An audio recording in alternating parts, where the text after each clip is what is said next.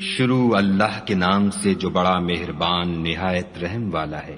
خدا جو نہایت مہربان، اسی نے قرآن کی تعلیم فرمائی، اسی نے انسان کو پیدا کیا، اسی نے اس کو بولنا سکھایا۔ سورج اور چاند ایک حساب مقرر سے چل رہے ہیں، اور بوٹیاں اور درخت سجدہ کر رہے ہیں، اور اسی نے آسمان کو بلند کیا اور ترازو قائم کی کہ ترازو سے تولنے میں حد سے تجاوز نہ کرو، اور انصاف کے ساتھ ٹھیک تولو اور تول کم مت کرو۔ اور اسی نے خلقت کے لیے زمین بچھائی، اس میں میوے اور کھجور کے درخت ہیں جن کے خوشوں پر غلاف ہوتے ہیں، اور اناج جس کے ساتھ بھس ہوتا ہے اور خوشبودار پھول۔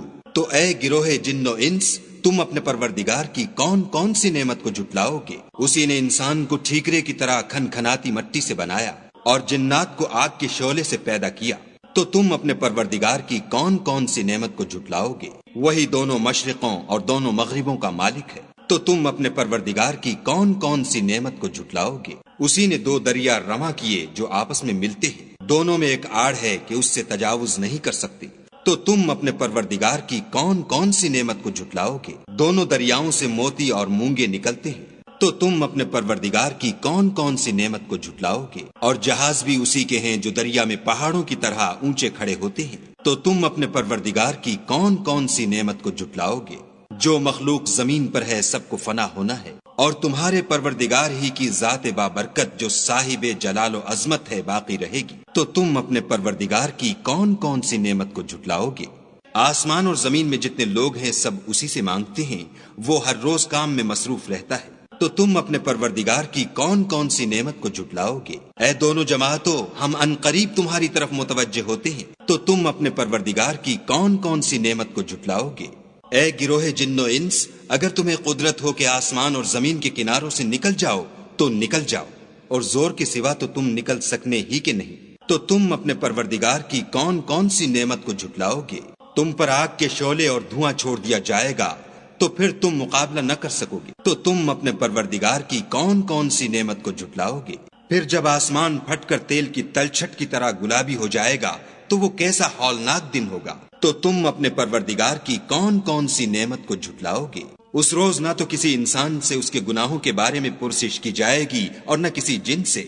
تو تم اپنے پروردگار کی کون کون سی نعمت کو جھٹلاؤ گے؟ گناہ گار اپنے چہرے ہی سے پہچان لیے جائیں گے تو پیشانی کے بالوں اور پاؤں سے پکڑ لیے جائیں گے۔ تو تم اپنے پروردگار کی کون کون سی نعمت کو جھٹلاؤ گے؟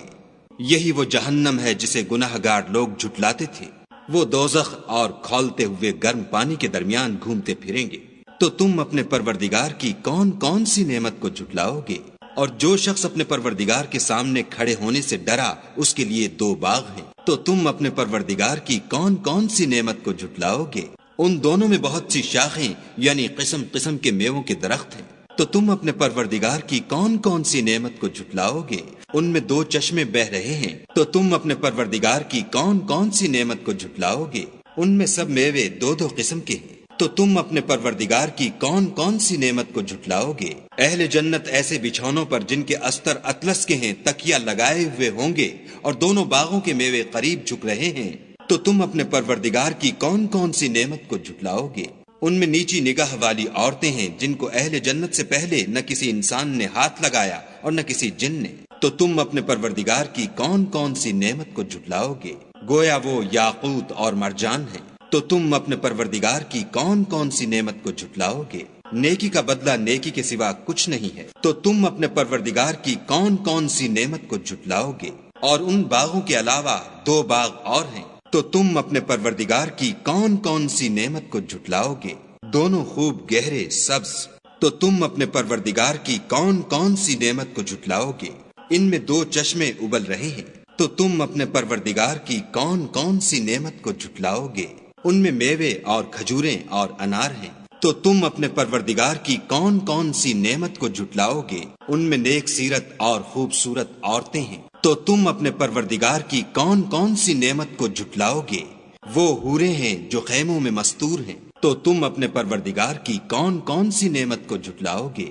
ان کو اہل جنت سے پہلے نہ کسی انسان نے ہاتھ لگایا اور نہ کسی جن نے۔ تو تم اپنے پروردگار کی کون کون سی نعمت کو جھٹلاؤ گے؟ سبز قالینوں اور نفیس مسندوں پر تکیہ لگائے بیٹھے ہوں گے، تو تم اپنے پروردگار کی کون کون سی نعمت کو جھٹلاؤ گے؟ اے محمد صلی اللہ علیہ وآلہ وسلم، تمہارا پروردگار جو صاحب جلال و عظمت ہے، اس کا نام بڑا بابرکت ہے۔